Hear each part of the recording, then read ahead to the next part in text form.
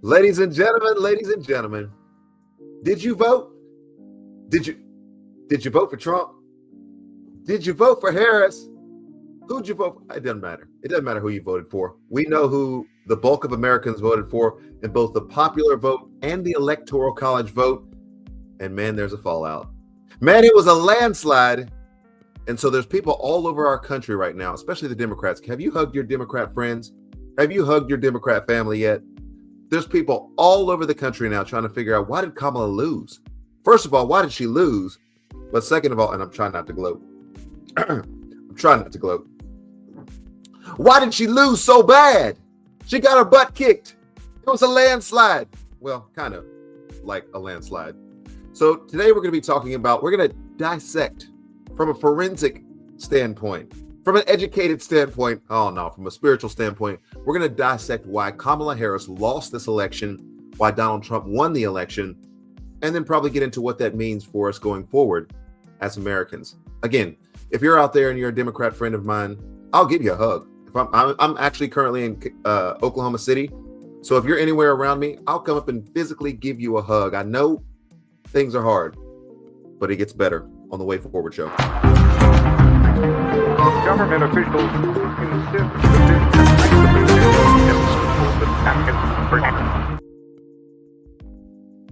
Good morning, Jason. I could just hug you. You know the people out there who need hugs? Damn it, Bobby. If you weren't my son, I'd hug you. Oh, man. Yes. I know a few out there. They're having to, probably took a couple of days off after the election. Yeah. Well, interesting. So, I don't know, man. I guess maybe this is something that was expected in 2020. But came 4 years late. I guess the progressive liberals just had to have their due to show America kind of what their platform is, and I don't know. Be a fun topic to talk about, though. So let me get a couple of tags out of the way here so that people know that I'll be using some source material. I don't even know. I tried to illegitimately use some source material there, but I'll give a copyright warning here. Then we'll pray. Then we'll get into it. Pastor, Reverend, Doctor, Headmaster. You keep adding to the titles, bro.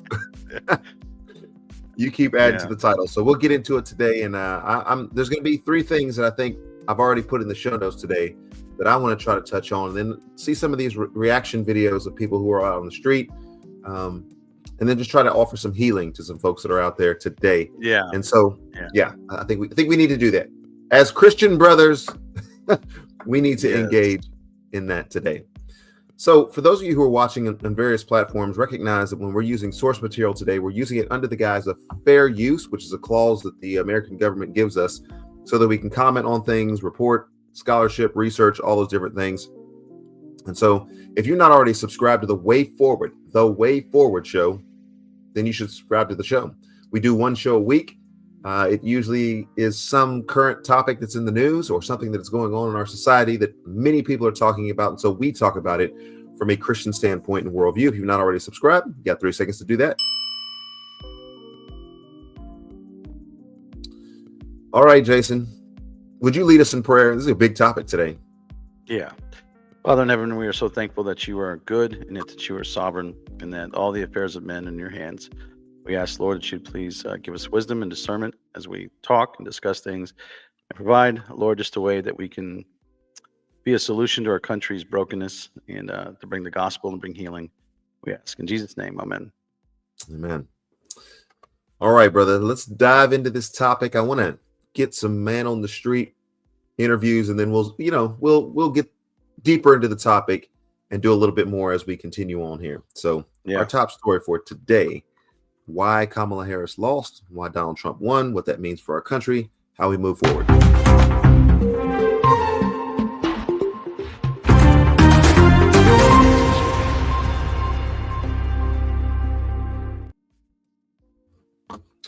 Okay. All right.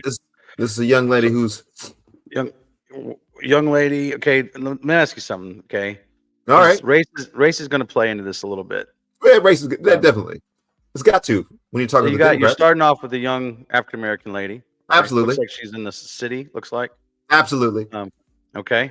So set the context here, and you can see the context, my friend. I'm just making sure we're putting it out there because you know what, the commentary I've been listening to, this has been all about race. This whole race has been about race.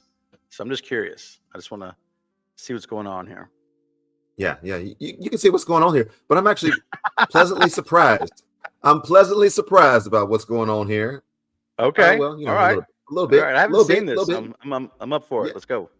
Yeah, no, it's probably not going to be as fringe and maybe as outlandish as some of the stuff that you're watching. I know there's deep end stuff, but I actually found this moderately refreshing, and so that's why I wanted to play. Okay. We're not necessarily trying to be, in the political sense of the word, all things to all people, but I do want to see people in a very organic state. Okay. Try to describe what's going on there. So let's get into it. Stop trying to make it something that is not. I'm Elizabeth Mitchell with the Daily Signal, and I'm here in the streets of DC asking people why they think Kamala Harris lost and how they're coping. Who did you vote for? I voted for Kamala Harris. Oh, Kamala. Jill Stein. Kamala Harris. Are you? Was Jill Stein on the ballot? Yes, she was. Illinois? Yes, she was. Yep. Okay. Do we know much about Jill Stein? That she performed as well as the other libertarian guy. That's all I know. I don't know anything about Jill Stein. I didn't pay attention to. Okay. Well, you surprised with the outcome of the election? I'm not surprised, but I am upset that our country would choose a rapist felon over a woman of color. Okay. All right. Did we get race back into the discussion? Yet a woman of color. Woman of color. Yeah. How can she lose in our woke society? I thought wokeness had pervaded our society, and it was in all of our upper level, higher education. Oh, well, that's interesting. You say that in the context of because I think we're going to talk. I think we should talk about that. Yeah, I think we should. I see. How could she possibly have lost? Yeah. There's a stat going. All the negative things about Donald Trump. Yeah, there's a stat going out there that the left side is commenting a lot on is uneducated. The amount of uneducated people who voted for Trump, and that's how they phrase it too. The uncolleged or uneducated. We're going to get into that. Yeah. So, uneducated. Yeah, we're gonna get into that today. Yeah, because I got a lot to say on that subject matter. Yeah. Here's another young guy. It's not that. People, who did you vote for? You surprised with the outcome of the election? I'm not surprised, but I am upset that our country would choose a rapist felon over a woman of color. Honestly, I'm not, because I don't think she did a great job at trying to cater to the middle class and the current frustrations with the economy at the moment. Why do you think? That was an honest response. That's a good point. Yeah. Good point. We'll talk about some of those things as well. She lost. Yeah. I honestly don't know. I'm kind of at a loss for words for why she lost. No, you're not. You know why she lost. You're a smart. You couldn't think of what? You're a smart, educated white woman. Come on. She looked like an educated white woman. She should have at least had one reason. She's wearing the Virginia Tech hat. Come on, she knows what's going on. Hold on. Yeah, this is collegiate. Collegiate level here. Mm-hmm. Virginia Tech. Yeah. Come on. She either went there or she knows somebody that goes there. That's it. She's probably an alumni. And so she's educated. Yeah, she's not part of that uneducated class of people out there. She's educated. No, she's sophisticated. Surely, if we did this over again, and we were to go interview this lady today, we could ask her, do you know why she lost? She probably wouldn't still say, I have no idea. I'm gonna give her the benefit of the doubt. I'm gonna say she has an idea. I'm gonna say, like you're saying, Jason, she has an idea right now. She just doesn't want to say it. That's it. During the debates and everything, like, she just didn't seem like she really knew what she was talking about. Oh, well, that's a good point too. That's a good point too. The word salads. The word salads. So a lot of people didn't really believe in her, didn't believe that she was fit for the office. So Yeah. you know, Are you surprised with what happened? no. No. I voted for her, but I had a feeling she wasn't going to win. You know, You just had a feeling. supporting. I think there's been a Love real it. rightward shift Oh, a rightward shift in the country. You're gonna like this one, Jason. in the country. I've been hearing a lot of like, it's the economy, but like she talked about the economy every single day, all the time. There's been a real rightward shift that we're not really dealing with culturally. Oh. And so I think that's a lot of it. What do you think caused this right wing shift? I honestly don't know. Yeah, That's you a do. great question. Yeah, you do. All the crazy, woke, crazy, outlandish ideas that the Progressive Party was putting out there, that's what pushed even the people. Let me tell you something. I'm going to tell you something right now. I have family members who have probably never voted in their life, voted this time. That's saying something because they're not political people. They're not, they don't be involved in it. But all the outlandish ideas and these social constructs that they're trying to put together was so crazy, on top of the economy. You trying to tell me that the economy is in great shape, it's in like awesome shape, while I'm having to choose whether to pay my light bill or my grocery bill. And that's real deal. That's a real conversation Stacey and I are having. Like, Yep. you know, you can't tell me that the economy is great when I'm going to Walmart. I'm buying great value food, right, to pay for my And he kids said to eat. great value. Yeah. Right. Raise your hand if you know We're not great even- value. That's it. We're not even We getting looking the for the like, great. Hey, Yeah. go put that back. Go get the great value kind. That's exactly the conversation we're at. You ain't getting no. What are you talking about? Accessories and toys. We're not doing any of that. That's We're the gonna name get brand. the- Go get the great value. Yeah. Elias is growing up on great value cheese, great value milk. Like he Come on. he knows great value, on. right? He knows how to shop.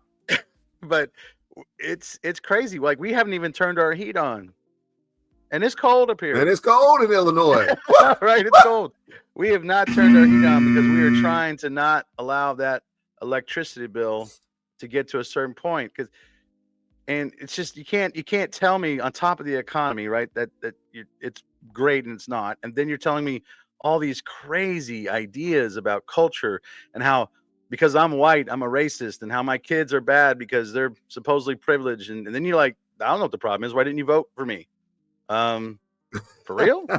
For real? And people are coming out of the droves now who are finally affected by this because all this stuff trickles down eventually into the cracks all over society. And everybody now is like, you know what? This has got to stop. At least for now, it's got to stop because we just can't. Yeah. We can't do this. I don't know what's going on here. Yeah, you do. I think people are becoming really radicalized these days. And one, she's a woman. And two, a lot of people are really stringent on Palestine at the moment. And so they really don't want to vote for somebody who endorses that. What are you concerned about? Was that a little bit of a word salad there? Yeah, that was. Listen, I don't think the woman is the issue. They're trying to push it, but the GOP has put forth some pretty amazing people, competent and articulate people. And when Tulsi Gabbard came over to the other side, she just brought a whole ton of clout. I mean, her military background, her leadership, and she's the inside, and she knows what's going on, and she sees things. I don't think being a woman is really the big issue. I'm not naive in that. I'm raising 2 daughters. I'm around it all the time. You're making and this is again okay. I tell my kids all the time: you live in the truth, you die by a lie. And if you want to know why the Democrats did not do well, they lied to themselves. They lied. Oh, that's one of my points. Yeah, they lied to themselves, and they're not living by the truth. And then when the reality finally hits you, you finally crumble. And that's this stuff right here. That's not the issue. You're missing the point. You're missing the point. So I'll just, since you touched on one of my major keys there for the Way Forward show, comment section is turned on, by the way. Drop your comment in the comment section. I tend to look down at those every couple of minutes or so. And so please know that there's probably going to be a delay in your comment, but jump in. The rubric that I'm using for talking about this subject matter is the The reason why she lost is lunacy, lying, and leftovers. Yeah. And the lunacy is just this incredibly woke, progressive agenda that is just completely absurd. Yeah. Nobody that is clear thinking at all should be able to embrace any of these philosophies. And then we're going to get into some of those things a little bit later, especially with regards to reproductive rights, with regards to transgender movement, with regards to diversity in education, inclusion type arguments that are there. Such lunacy that's out there. But then also lying, like you were talking about, Jason. Lying is the other L that I think about. Just lying to people who lie to people who are educated enough to recognize that 2 + 2 don't equal 37. Yeah. You don't have to have a lot of education. Yeah. We might not be in the upper crust. We may not have gone to Yale, but 2 + 2 does not equal 37. You are lying to us about immigration. You are lying to us about various things that are going on in our society, especially our economy. And you're trying to get us to believe those things. We know that you're lying. We know that you're lying.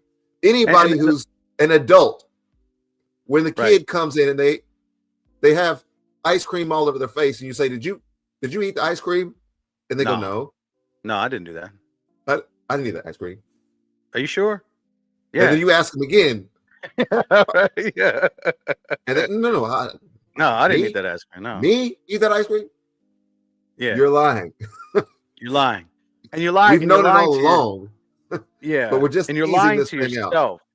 That's the other big thing is they're developing strategies off of lies. That they're not the major issues that they say they are. For one, it is the economy, stupid. It is. It's always been. It always will be. You have to. We fired a reverse salvo of stupidity. When you try to tell people the economy is good and you try to put these numbers out, but when the people feel it, they feel it. Like they really feel it because their lives are being affected by it. Those numbers don't matter. I don't care what kind of stats you throw at me and tell me how good the market is and tell me how restaurants are packed and all this. I'm sorry. When people are feeling it, especially the middle class and the lower, and those folks who are below the poverty line, when they're starting to feel it, they're like, "No, this ain't cutting it. This ain't cutting it." And so, so then what you try to do is divert me one direction so you can go another direction. And this got exposed. It just got exposed. You cannot keep turning my head all these different directions. Finally, I look down and see my feet, and I'm not standing on solid ground. That's it. I'm done. I'm not going that direction. I'm not going there. And you start to see these people, because what you have seen is an identity shift happen in the parties. The Democrats have almost come to, well, no, not almost. I think they have become this elitist party.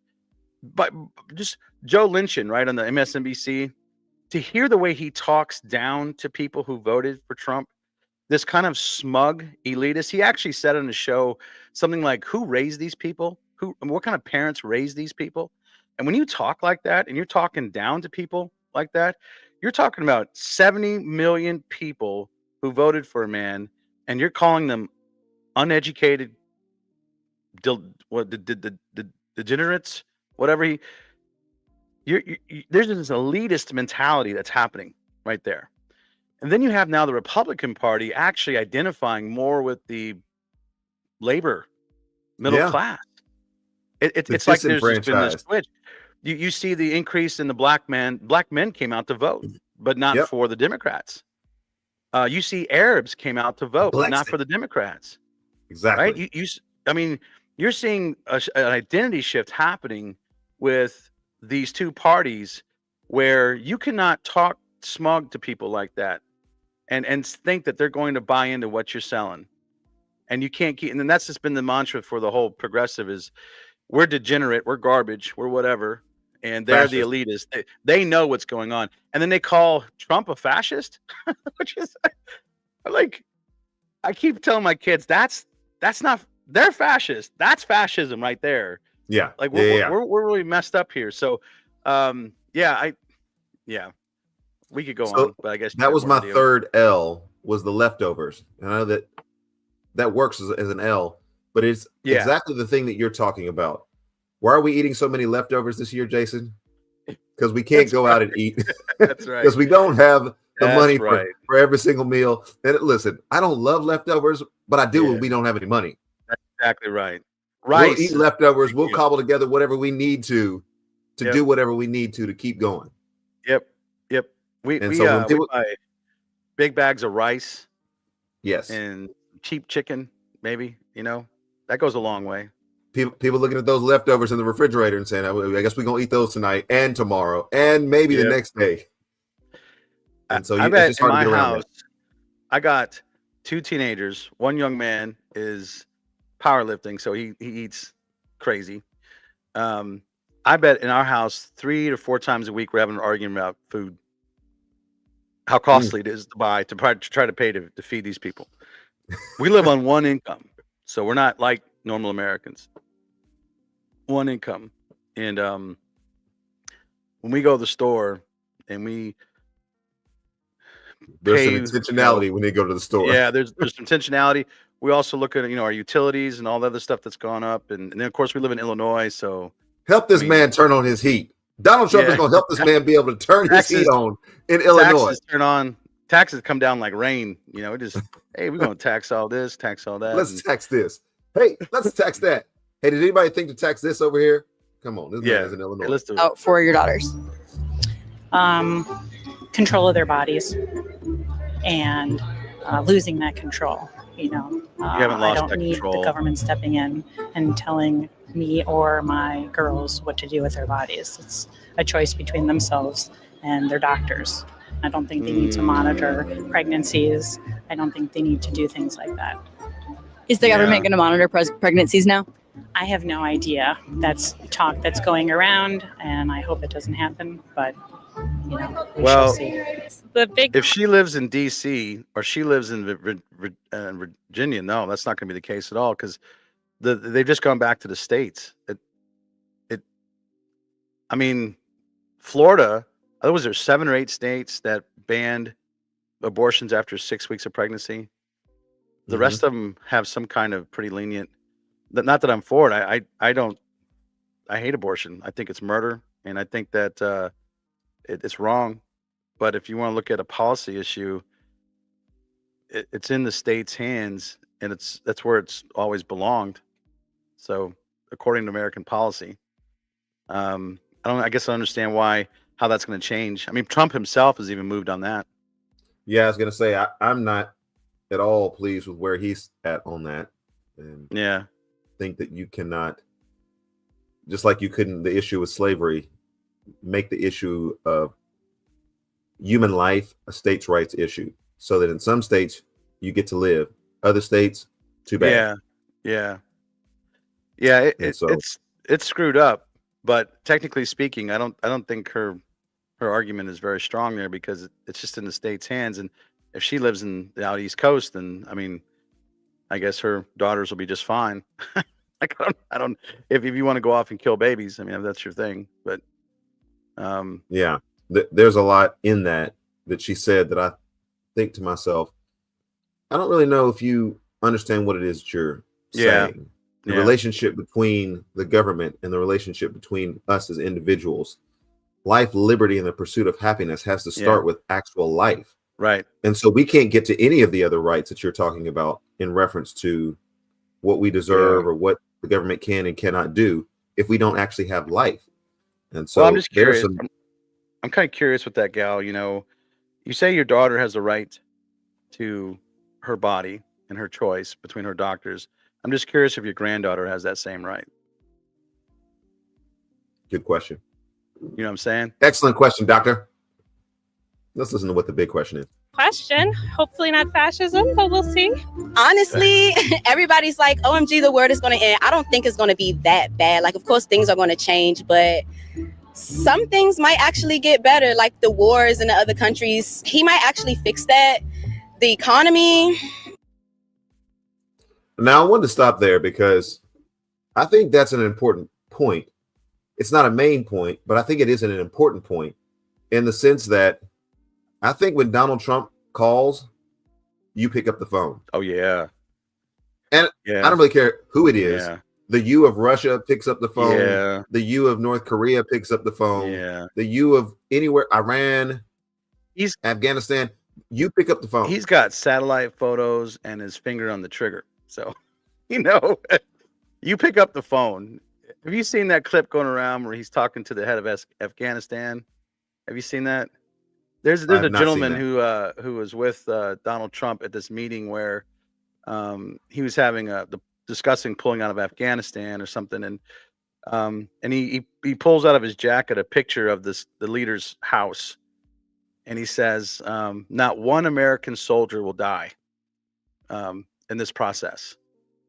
And the guy says, "Why do you show me a picture of my house?" And Trump's like, "Because I know where you live." And supposedly no Americans died on his watch when that happened. That's why you pick up the phone. Because he just, that's the business side of Trump. He talks differently when it comes to that kind of stuff. He knows he's how to moving handle different. He knows how to handle people that way.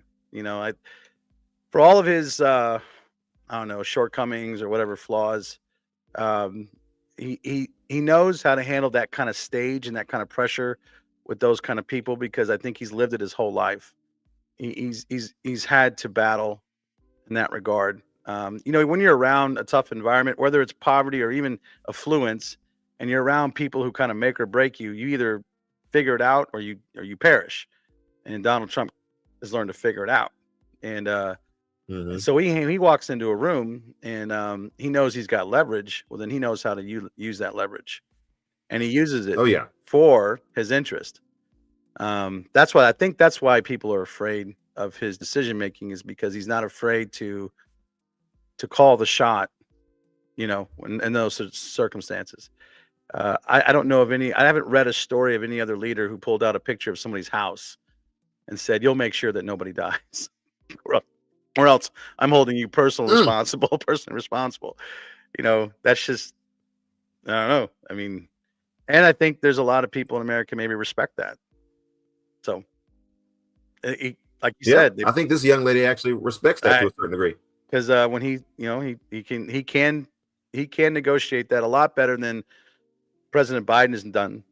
President Biden has not shown very much competency, at least in his older age, to be able to handle that kind of decision making. Yeah. Yeah. Let's pray that we get to this transfer of power peacefully and soon. I mean, the economy is regardless. So, I mean, I don't think it'll be that bad as people are making it seem, but, she's a little more of an optimist. She's like, look, he can't. I got my big soda. I'm good.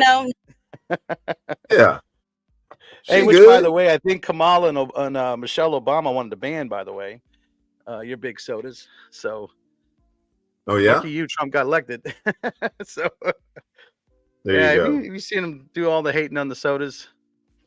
Aside from the straws and the plastic, but the sodas themselves, try to take away our sodas, our Cokes, man. Can't do that to me. Well, Coke Zero. RFK might do the same thing, though. I know. Watch out now. You better get your little stockpile ready. I know. I'm gonna have to stock up on Coke Zero because it'll be a Coke Zero take it away out from there. Yeah. Nobody can make everyone happy, so it is what it is. Hey, I like her. We need to get her on the show. I like her. It is what. Yeah. Let's see if we can get her on the show. Let's see if we can get her on the show. I like her. She's for real. She's like, look, it is what it is. What you gonna do? Drink your big soda, sit on the couch, chill out. Drop a comment in the comment section. I know there's some folks that are watching this today and they're wondering.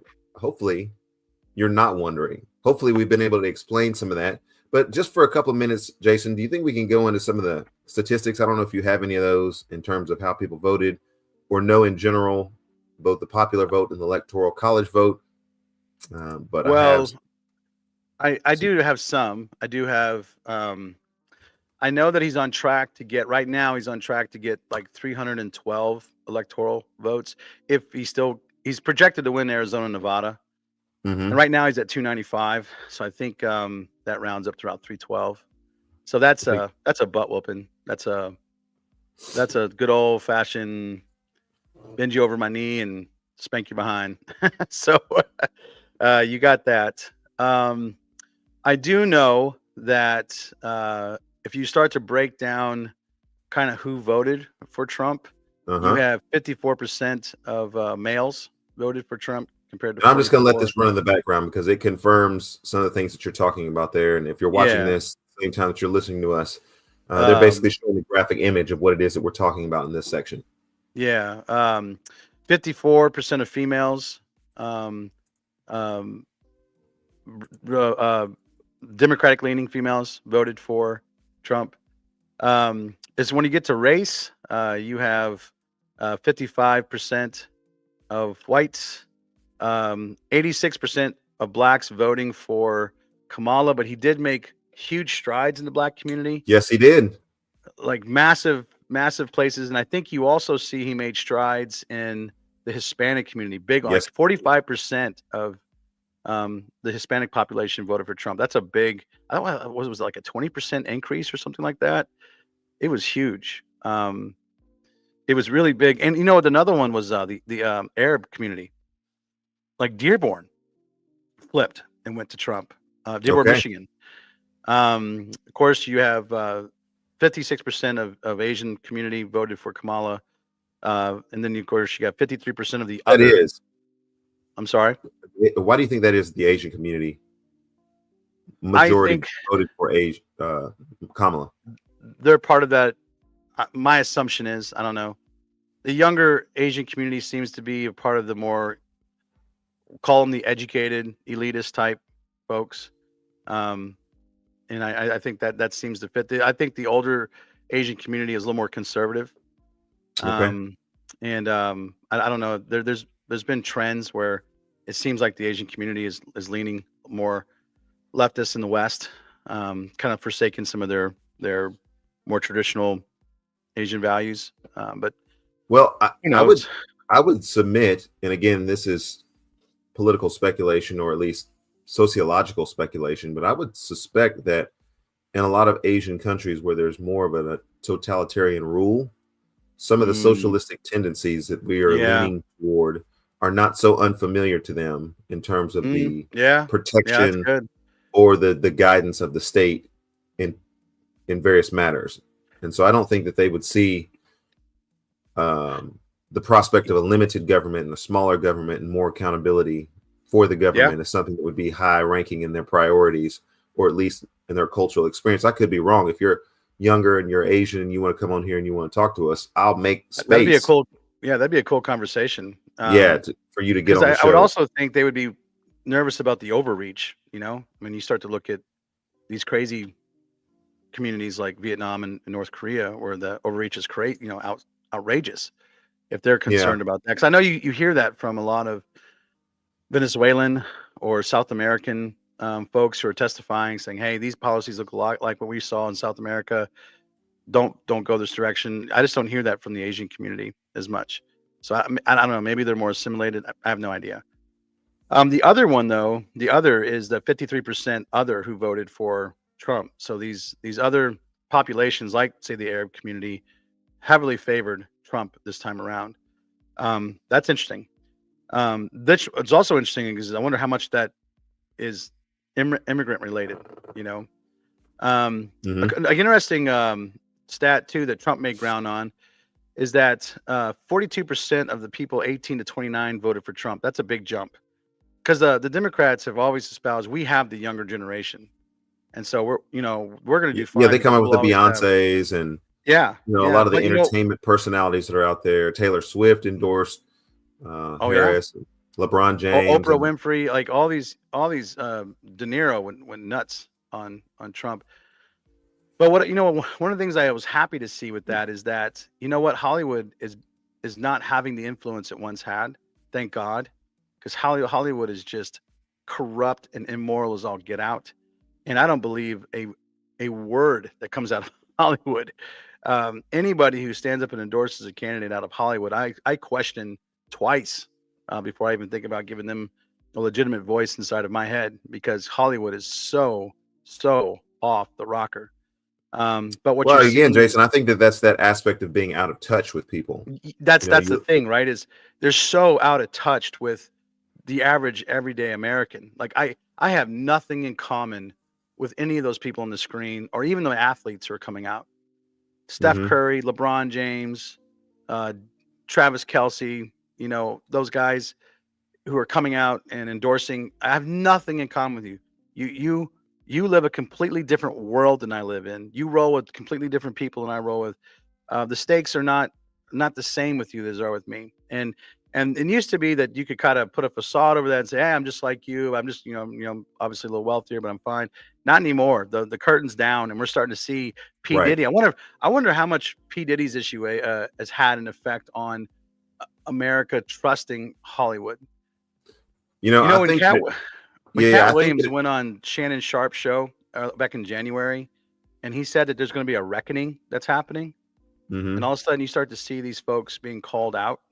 That's interesting because that does seem to be, and I use this term loosely, understand, that does seem to be a tad bit prophetic in the Hmm. sense that I think that the social media has played an enormous part in this present election and the Yeah, results of the election because yeah, those Diddy parties and being exposed in mm, certain ways, certain yeah, Hollywood people that are out there is a disconnect for a lot of people that are thinking, man, this is the darkness that goes on behind the scenes. And, yeah, we see people on a screen or we see people on a field of competition and we think certain things about them in yep, terms of, character and consistency and, courage and all these things. And that is not the case whatsoever. And so they do not connect with me or relate to what it is that I go through in my life.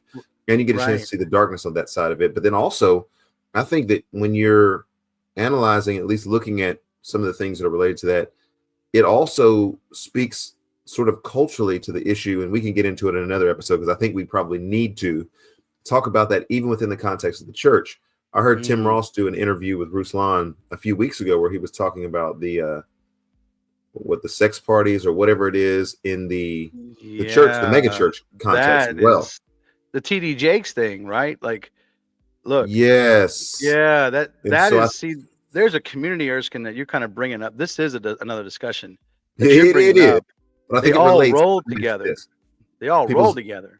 people's mistrust of Yeah. those iconic figures. And I think, Yep. we even have to bear the consequences of that, Jason, because as we stand to minister, what Andy Stanley has said, and Ugh, sometimes David Platt or, other Steve Lawson or scandals that are out there sometimes causes people to go, wait a minute, they're a yeah. preacher and Jason's a Yeah. preacher, in which we would Yep. both say they're Yep. probably not a preacher of the Yeah. gospel. So Yeah. we would differ there, but just the distrust in figures that are out there. And I think Trump Yep. gives enough of the confidence that he's not one of the insiders. In fact, I listened to some of the things that he's recently said. He's not an insider. He's poised to clean house soon. Yeah. That people go, all right, maybe we can roll with him. See, that's been my biggest thing with Donald Trump is I still consider him an elitist. I still consider him part of the inside group. I feel like when they all get in a room together, I know publicly they get after each other and they blah blah blah, but at the end of the day, deals have got to be made, and they get in the room together, they shake hands, and they make these deals. And so, one of my biggest hiccups with him has been I know that he's publicly outed folks, and I commend him for that to some degree, but I'm just curious of the deceit is so bad between Hollywood and our government and social media. I just don't trust them. I don't trust anybody. Maybe I'm a Gen Xer that way, right? Because we don't trust anything. But that's been my one of my biggest and deepest concerns is that at the end of the day, he's going to do essentially what the machine says to do in that sense. Even though he's spoken against it, I think you look at previous countries. I'm trying to think of the example in South America where Thank you, anonymous Facebook user, for that comment. Where you've seen this before. But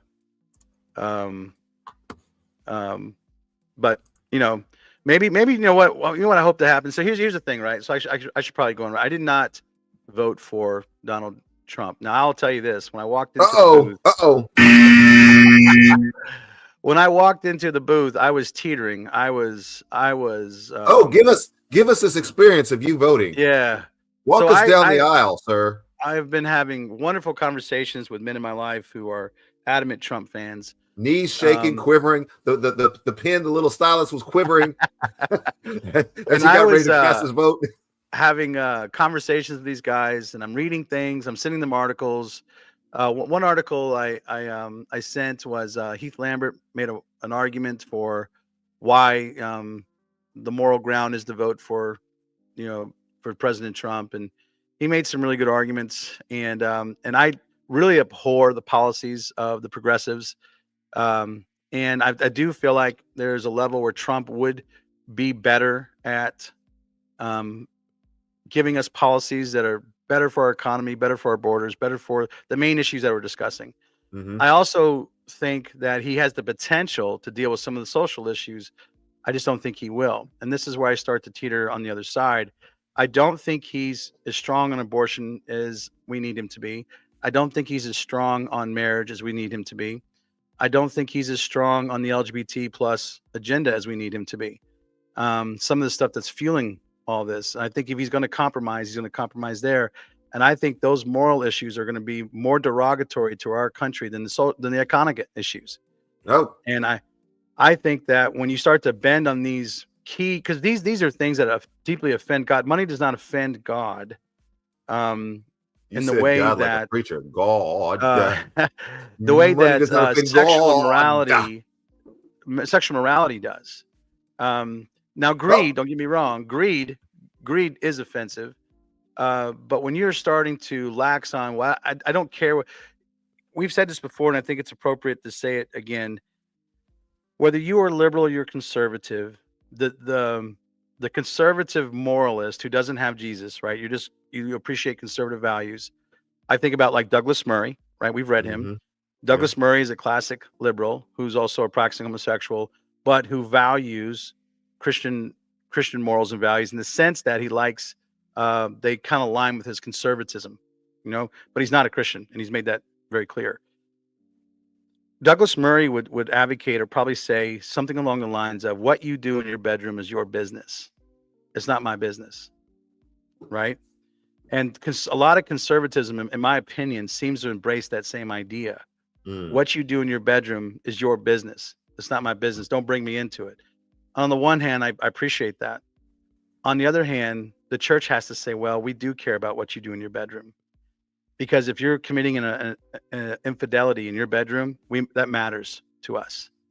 If you're acting in pedophilia in your bedroom, that matters to us. Well, You we know what would I'm saying? nuance that even farther, Jason. I want to get myself in trouble. I don't want you to be the only one to get in trouble. I don't want you to be the only one banned from Facebook. If you're masturbating in your room and you're looking at pornography, Yes, let me be that clear about matters. that. Yes. That matters, and I'm That gonna be matters a to the lot more. church. Yeah.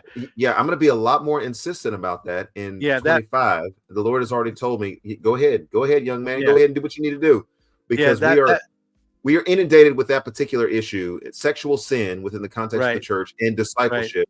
We're not addressing the issue, and we know that there are people who are coming and looking for it, and Satan is ravishing us. But anyway, I digress. But I just want to make sure that we nuance this conversation, and not just say, well, we're going to point our finger at the homosexuals. We're going to point our finger at people who are pedophiles. No, let's point our finger at the church, and let's point the fingers at ourselves. If we're looking at pornography, engaging in pornography, having soft porn, letting our kids watch soft porn, letting our kids dress any particular way, we are at fault as well. And so let's not be on our high horse preaching to other people about what they need to do and what the government needs to do and what Trump is and what Trump isn't if we're not willing to deal with our own house. So anyway, sorry. No, that's good. But that's the separating line between us and say conservatism, is that we would say that is a problem. Yeah. That is an issue for us. And this is where the great divorce is going to happen. Because I think that at the end of the day, there's going to be a movement inside of conservatism that's going to kind of tell the Christians to sit down on this and be quiet. Now I will right. And so I think that President Trump is going to fall in line with that group of people at some point. I was encouraged by, say, Vivek when he would come out and say that transgenderism is a mental health issue, an issue that needs to be corrected with doctors and therapy. That was the strongest I think I've heard of a national GOP leader coming down on an issue like that. Otherwise, it's kind of crickets, and that to me was a red flag. I'm like, man, I'm not hearing, because they knew if you start talking like that, you're going to lose the election. So that tells me that that just tells me at the end of the day where the majority of the GOP probably falls and where these policies are going to wind up. That's where I was teetering, like, oh, geez, I understand and I want it. And I didn't make some of my friends happy. But at the end of the day, I did write in candidates that I felt like were legitimate people who could represent my values in a way that would be consistent with my conscience. And that's something I teach my kids, that you never violate your conscience, and that you at the end of the day, you have to cast that vote. Now, I will say this, other family members I have maybe voted completely different. Yeah. They're still my family, love them to death. More power to you. You have the right as American to vote. That's your deal. We're not going to flip out on each other, and we didn't flip out on each other in 2020. We're not going to do it in 2024. So sure. I respect that and I appreciate that. We're going to take just a quick pause here. I'm going to come back and I'm going to play some. We've been talking about Donald Trump. Let's actually come back and play some sound bites from Donald Trump about what it is that he intends to do. And if this has you nervous, it shouldn't. I think this explains a lot, Jason, with regards to why people voted for Trump or didn't vote for Harris. We would be in that category of people who didn't vote for Trump, but we didn't vote for Harris. And so I think that needs to be expressed. And so we'll be back in just a second. Way Forward Show. Your comments are welcome.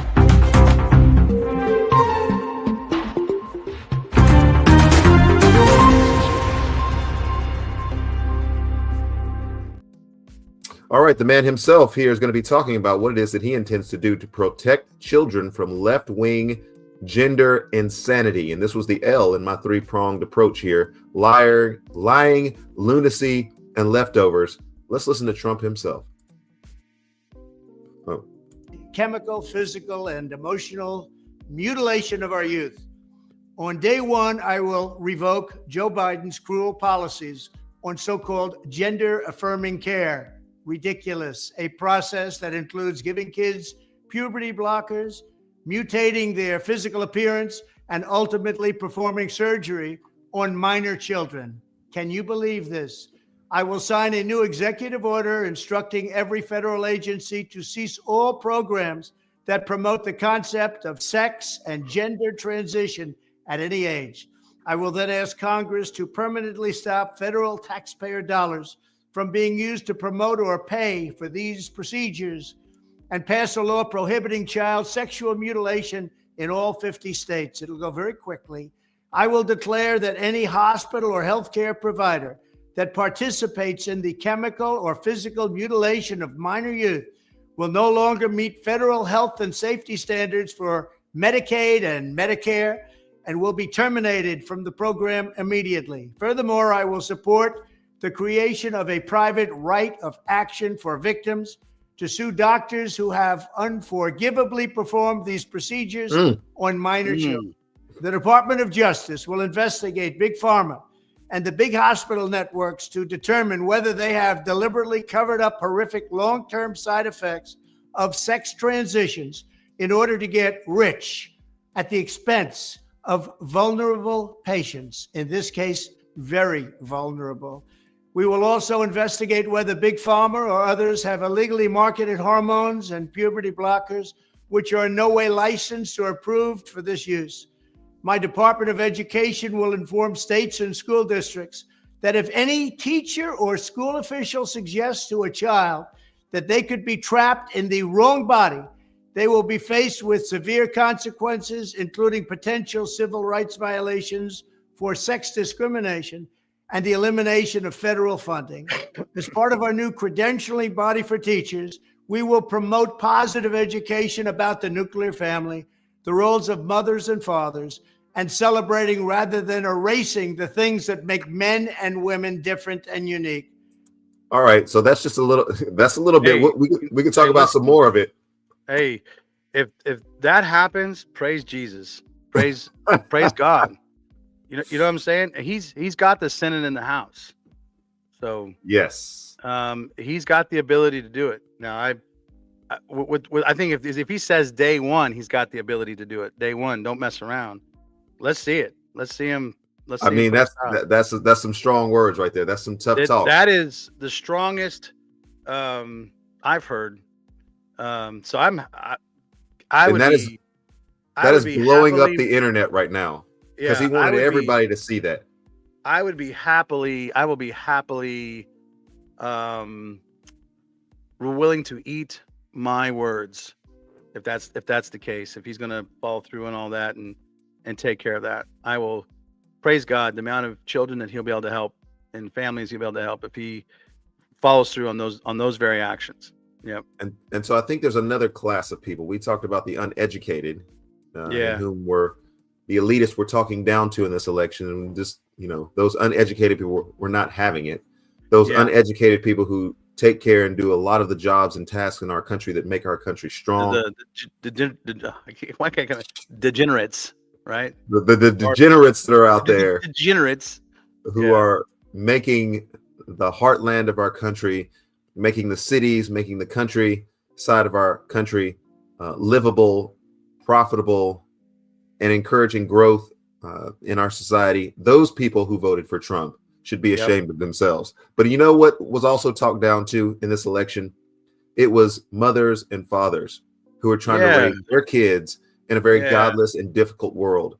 And it doesn't matter whether you're a Christian or a non-Christian. When you have your kids in front of you and see the influences that are around them, teachers that may potentially be trying to steer them in a particular direction that is not helpful for them, that is extremely harmful for them.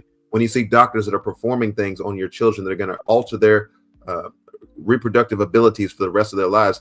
There are women who are out there who are talking about reproductive rights. What about all the things that are blocking and damaging the reproductive organs of these men and women for the entirety of their lives? That common sense and slash on the Democratic side nonsense that was being foisted in front of the American people. They said, we do not want this. We do not need this.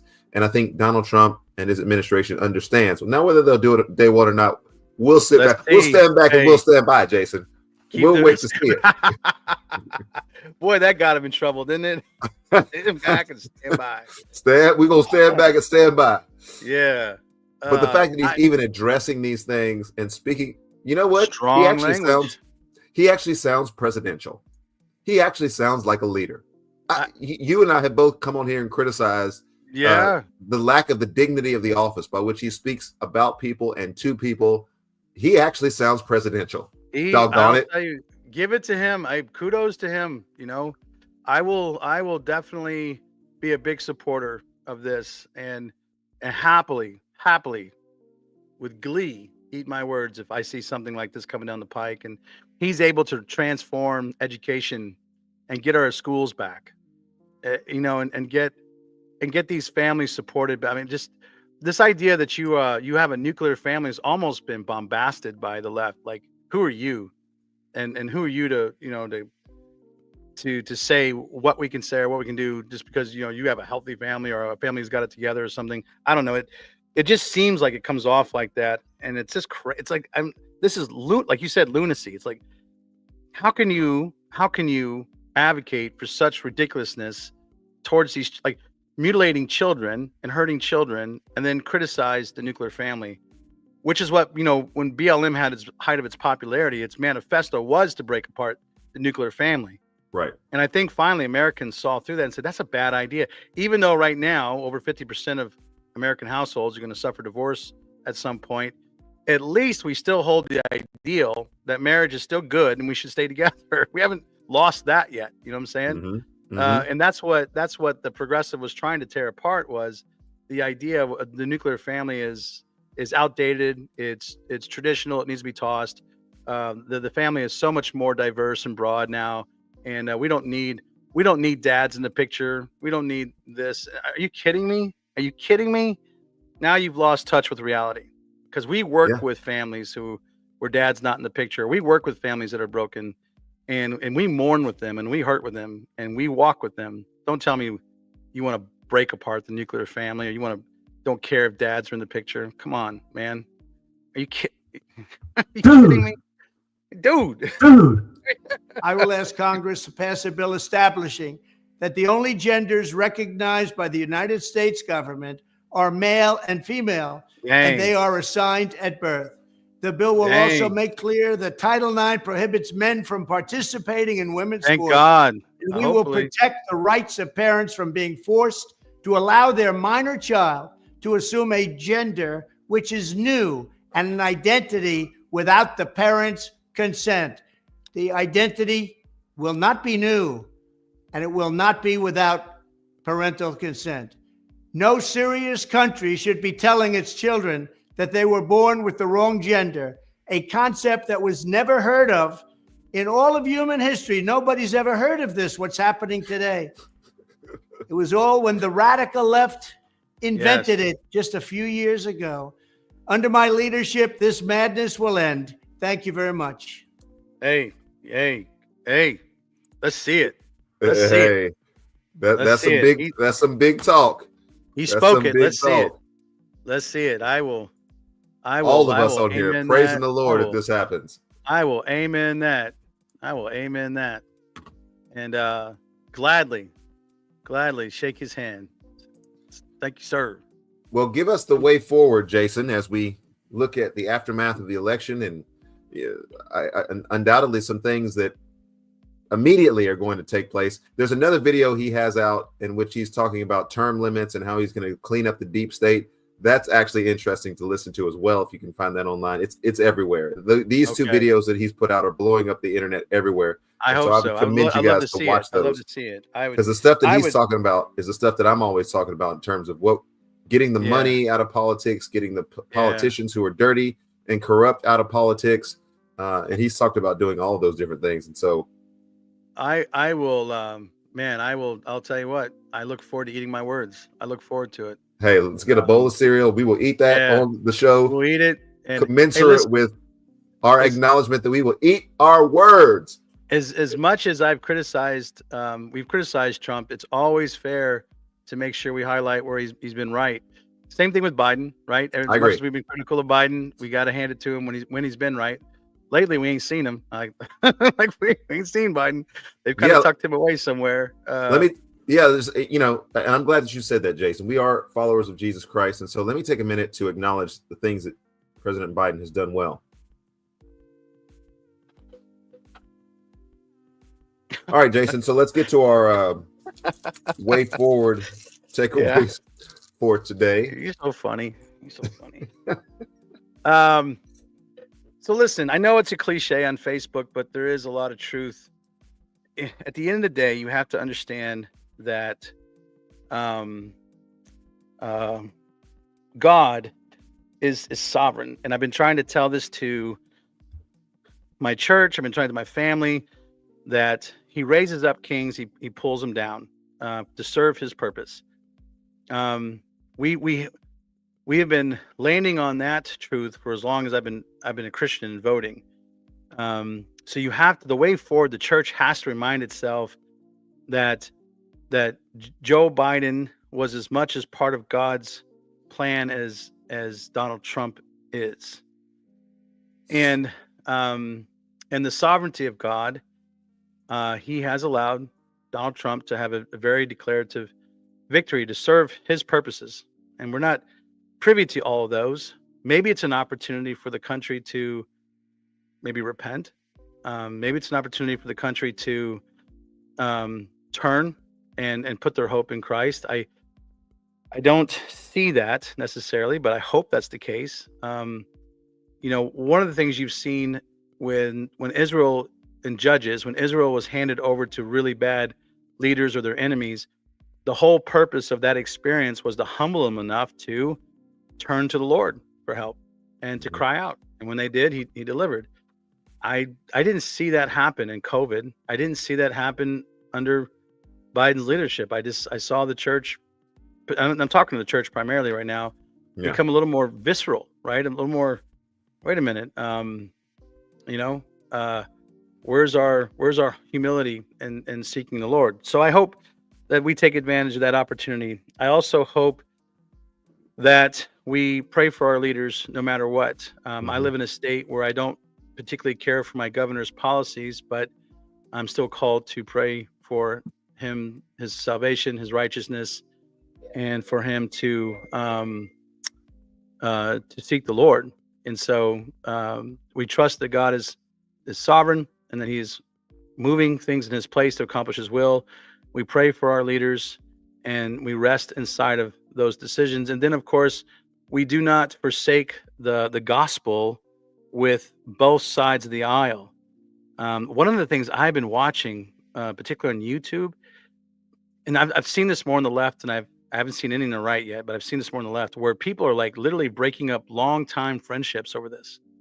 Hmm. And JD Vance, I don't know, about maybe a month ago, 3 weeks ago, gave a talk, and one of the pieces of advice he gave the American people was not to break up family or friendships over this whole political discussion. Like they're far more valuable than what's going on here.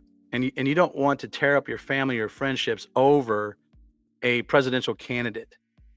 And I would hate to see the church participate in anything like that, where you're tearing apart a family or a friend. You're distancing yourself because they believe differently. Now, it may require some patience on your end. It may require some grace in your end, but by all means, man, don't allow politics to separate your family and break it up. It'll be a horrible witness for the church and for your testimony of loving Jesus, to allow this to do that, because while we were sinners, Christ died for us, right? God demonstrates his love for us that while we were his enemies, he sent his son to die. And that enemy means that we were hostile to him. We were pugnant. And so that would be my, God is sovereign, pray, rest, and then don't break up any relationships over this thing. Seek to deepen them and seek to walk with each other over this. Don't do that. So, Reverend?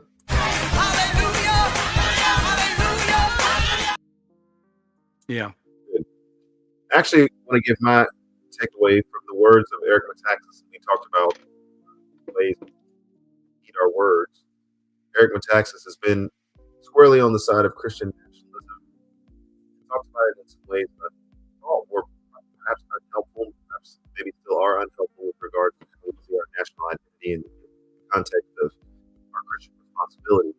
However, he said something the other day that was a strong warning to the church, a strong admonition to the church, that I said, wait a minute, I actually agree completely with every single word that just came out of his mouth. Your point, Jason, giving grace where we can, giving honor where we can, giving grace and honor where we should. He said essentially is this: the election of Donald Trump to be the 47th president of the United States is not the revival that the church seeks. That comes from God's people who seek God and are obedient to God's will. Now, this may involve some time for those who are followers of Christ to have religious liberty and to have a sense of religious freedom in which we can exercise and articulate our country, what it is that we believe, why we believe it. But Donald Trump is not to be the commander-in-chief of our nation. He's the commander-in-chief. It is incumbent upon every pastor, every parishioner, and everybody who claims the name of Christ to live the ethic and to seek first the kingdom of God and his righteousness of our own righteousness, so that we begin to see the revival take place that our nation so desperately needs and that this world so desperately needs. As Jason has stated, and I think that it's very clear on this show, the Lord is coming back, and we believe that to be soon. And so what manner of people ought we to be? Hopefully this show today has helped you direct and guide you to the way forward, the way that we should live our lives. Thanks for tuning in. Jason, thanks for coming on once again. We're just getting heated up, my friend. Mm-hmm. Yeah, it's gonna be fun. Great episodes coming ahead. So we don't exactly know what the next episode is going to be, but we know it's going to be some good. Because again, every week has 7 days, and so within the context of the next 7 days, there may be a major story that breaks. Be able to respond to that. Yeah, that's good. I love it. All right. God bless. We'll talk to you guys later. Way Forward Show. Government officials insist